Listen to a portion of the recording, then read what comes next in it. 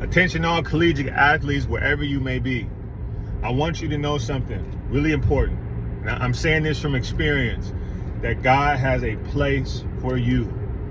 God has a predestined destination for you to fulfill all the things that he's calling you to do. If you follow Jesus in any way, I can assure you that his path will lead you down that direction. Now, why am I saying that?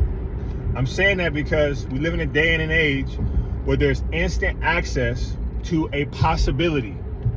And that possibility may work out in your favor or may not work out in your favor.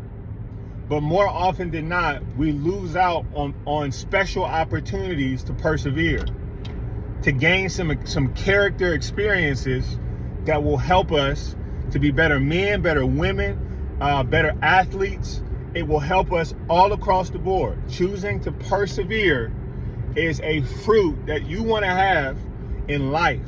It doesn't matter if you become an Olympic track star, if you become an NFL Super Bowl champion, if you become a world-class basketball player. It doesn't matter.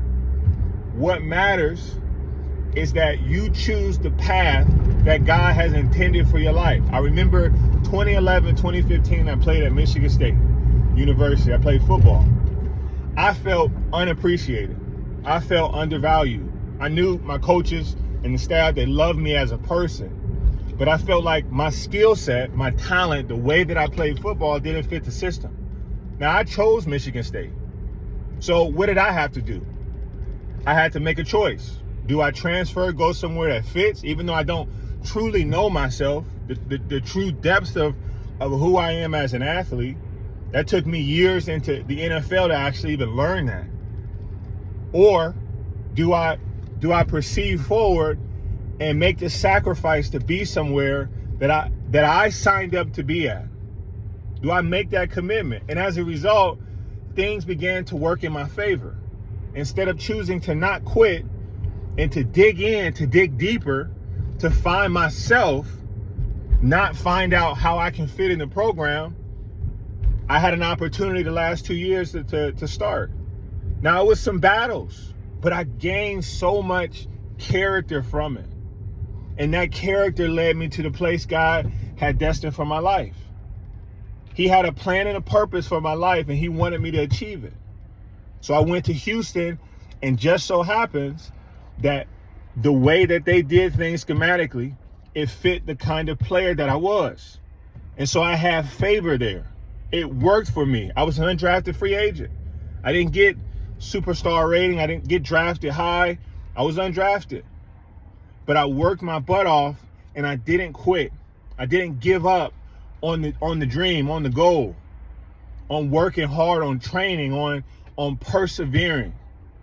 I want to challenge you with that. You might be in a situation with the portal where it's been a coaching change, and the coaches, they just don't see you. Like, they just completely, like, you don't work. You're going to go lowest man in the depth chart.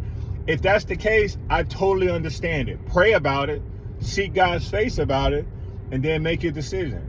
You might also be in a situation where, hey, it's a really toxic environment for you, very harmful for your development as a player. I get that too. But if you just feel uncomfortable, if it's just uneasy, coaches are still giving you opportunities, but it's causing you to dig deeper within yourself, I would challenge you to stay. Stay, stick it out. Choose the path of least resistance, especially as an athlete. It will pay dividends to the way that you persevere later in your marriage, in your job life, with your friendships. It will change the way you do things in a dramatic way. Don't buy into this whole system where you can just jump and go wherever you want, get whatever you want, do whatever you want. This NIL stuff, I get it. That might be for the 10% of athletes to make a bunch of money. They might have had favor at that point in time, but don't count God out. He is a provider. He will provide for you. Trust his currency, not always what you can do and how you can do it. Stop looking at the other person across the room. Focus on you, what God is calling you to sow into, to produce, okay? That's all I got. Athletes, listen to me.